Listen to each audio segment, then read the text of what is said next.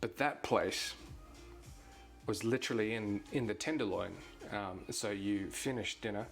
We did think about walking home. You come out and there is people smoking meth, standing there.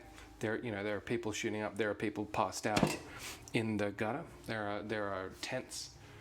It's a terrible situation. But nowhere near as bad as what I was picturing. And I'm not saying it's not bad. What I'm saying is it's nowhere near as a post-apocalyptic as the news would have it. Like I was expecting to see just like a Mad Max wasteland. And that's not what it is at all. They say, California and San Francisco, they're corroding. It's a state and a city in collapse. It's not the city that I've just come from. they were really small, Evie.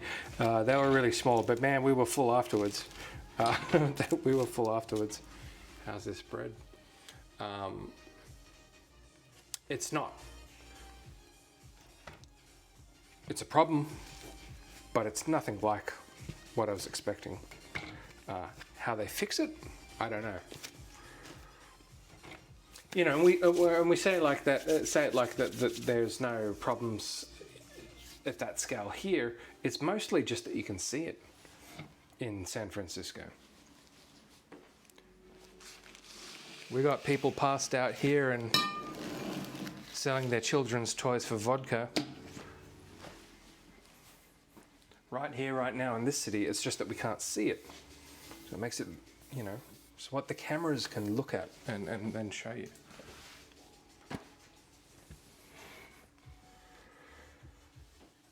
Yeah, we would so income inequality, the exchange rate is it was 61 cents to an American dollar. Then you have, 10 to 20% gratuities, and then there's a COVID recovery tax, so very expensive. But no complaints. Yeah, I guess it's closer because you're closer to the border, I guess, Evie. But also maybe the people that are using the drugs have more money in general. And so, they're doing it in their apartments or, their houses or whatever. We met a lovely gay couple from San Diego. They were just these two little Latinx, I guess, girls, and on the wine train. And they were just, they started out pretty quiet, but once they got some wine into them, they were very, very friendly, and so not drug users themselves. I mean, but just they were able to provide us a point of comparison between San Francisco and San Diego, and maybe the proximity to the border of Mexico plays a role in that.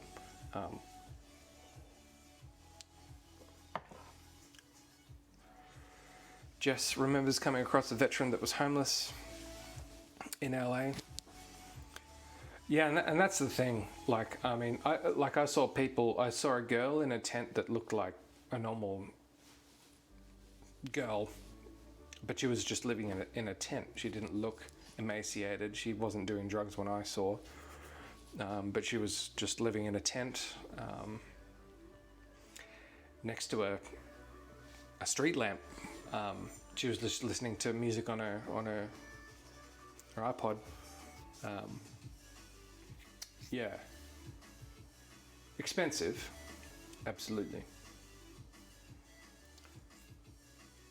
And then so the vets, there's no vets that I saw that I knew as veterans. You got the toxic burn